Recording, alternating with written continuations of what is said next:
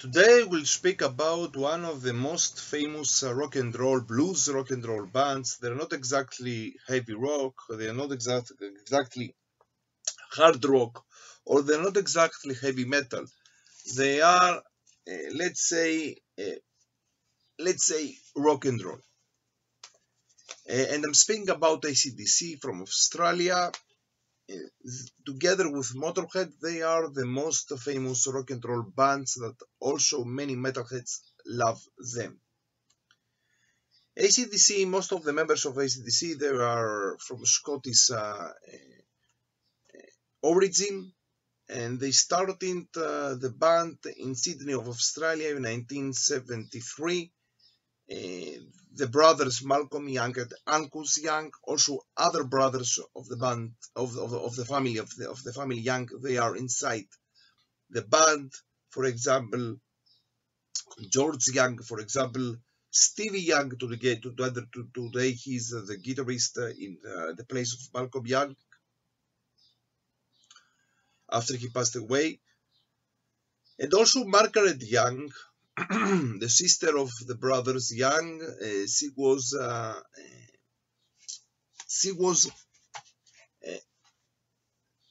put the whole name of the band AC/DC comes from her. When their brothers saw in one of their machines the name alternative current tirade current, and from there they took the name AC/DC. Not by the way that many people maybe they think that is the acronym of Antichrist, Devil's Child. Not at all. Now, in the band also there were, for example, Phil Rudd. He was a drummer of the band. Between 83 and to 94 he was not in the band. Also Mark Evans, they threw him from the band in 77, and in his place came afterwards Cliff Williams. And of course, until now they had first of all Bon Scott. He came to the band in 74 as the singer of the band. He was a friend of George Young, and he was in the band until his death in 1980. Afterwards, Brian Johnson came as a singer to the band, and for a little period they had also Axl Rose from Guns N' Roses as their singer for some shows. Now, with Bon Scott, they became so famous, and until 19 to 20 February of 1980, when Bon Scott died, his tragic death. And afterwards, they thought that they will dismiss the band, but they continue and came with their Magnus Opus until today, Back in Black, in 1980. They made 16 studio albums until now, some EPs, some live albums. But here I will speak first about their 16 studio albums together with 2 EPs of them. And this is my worst to best rank. I will rank their albums to worst to best, my worst to best list of them. So let's start. In the last place, in the 18th place, I will put their album of 2014, their 15th album of them, Rock or Bust. This is a not so good album. Maybe the problems of health of Malcolm Young in these days, maybe the whole problem of Brian Johnson. Because of all these problems, this album is not so good in my opinion. Next place for me comes their 13th album of 2000, the beginning of the millennium, Stiff Upper Lip. Another great album that many people love it until today is their 14th album of 2008, Black Ice. and I know many people in these days, they thought that this is a very good comeback of the band. For me, it's not so so special. Next place, their 12th album of 1995, Ball Breaker, and yes, I prefer it a little bit more from Stiff Upper Lip, for example. And now, one of EP of them, this is a soundtrack, Who Made Who, of 1986. This is the soundtrack of the film Maximum Overdrive, and I think it's a little bit more good from the soundtrack of Iron Man 2, for example.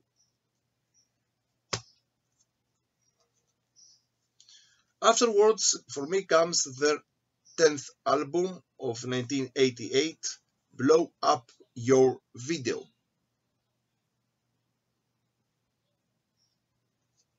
And now, one of the great comebacks of the band, their 16th and last album until now of 2020, Power Up.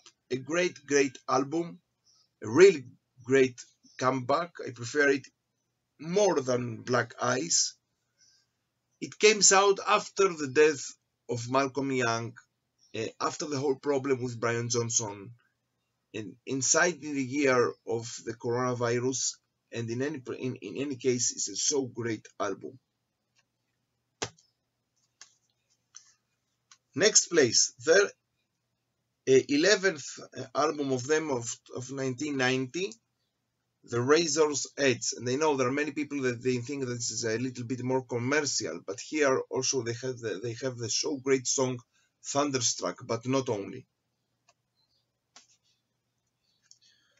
Next place, their 7th album of 1981, For Those About to Rock, We Salute You. A great album. Unfortunately, it came after Back in Black, so if we are put one next to the other, Back in Black comes, of course, first.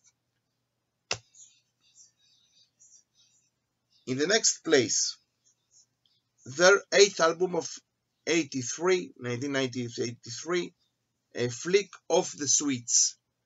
And this is the album that maybe here they became a little bit more heavy metal. Great also album. Now, another in the next place, their 9th album of 1985, Fly on the Wall. And Fly on the Wall for me is, I love this album very much. Why? I don't know. Next place, another EP of the years of Bon Scott, Jailbreak of 1974.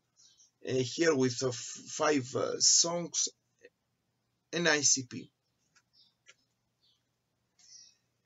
Next place, their 4th album of 1978, Powerade. And I know that many people they prefer and like very much this album. Now in the 5th place, their 2nd album of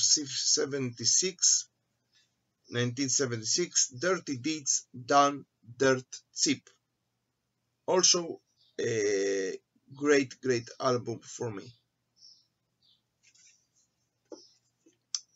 4th place, their first debut album of them, and this album came out in the whole world in 76 by the name High Voltage, but in Australia came out as 2 different albums inside the year of 75, as High Voltage and afterwards as a TNT, and afterwards they took these albums as one in this album, High Voltage. Here we have great songs, It's a Long Way to the Top, The Jack, TNT, She Guts Balls, High Voltage, great album, debut album of them. Now, in the 3rd place, and here many people will say, why you put this in the first, in the third place? It had to be the first place. Their sixth album of 1980, Back in Black. A so great album, especially that came out after the death of Bon Scott, with a new singer, Brian Johnson. Not so many bands succeeded to change their singer, the great singer, and to be even successful, even more. Maybe only AC/DC, Iron Maiden, and Black Sabbath. After they changed Ozzy to Dio, they had this kind of success. A great album with songs. The songs that I love here more: Hell's Bells, Suit to Thrill, Giving the Dog a Bone, Back in Black, You Shook Me All Night Long, Have a Drink on Me, Shake a Leg, Rock and Roll, Ain't Noise Pollution. A great album. Now, in the second place, another also great album, their fifth album of 79, Highway to Hell. Highway to Hell, and this was also the last album of Bon Scott. It's tragic irony. Highway to Hell, and afterwards Bon Scott died by this way. A great also album with great songs as Highway to Hell, Shot Down in Flames, If You Want Blood, You've Got It, Night Prowler, and so on and so on and so on. But in the first place, for me, comes their third album of 77, Let There Be Rock. A great album with songs as Go Down, Dog, Let There Be Rock, Problem Child, Overdose, Whole Lotta Rosie, for example, my beloved songs of this album. A great album, and for me this was also the first album of AC/DC that I listened. It's so close to my heart. And if we speak about bands that they continue the way of AC/DC, I have to speak about two bands.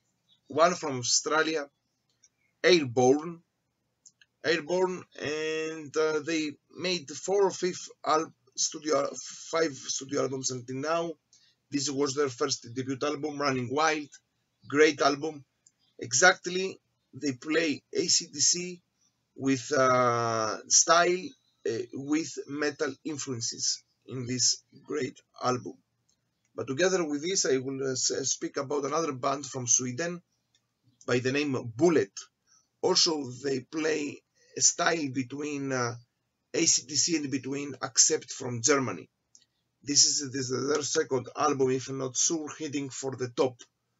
Great albums from great bands that they continue in their way, the way of AC/DC today.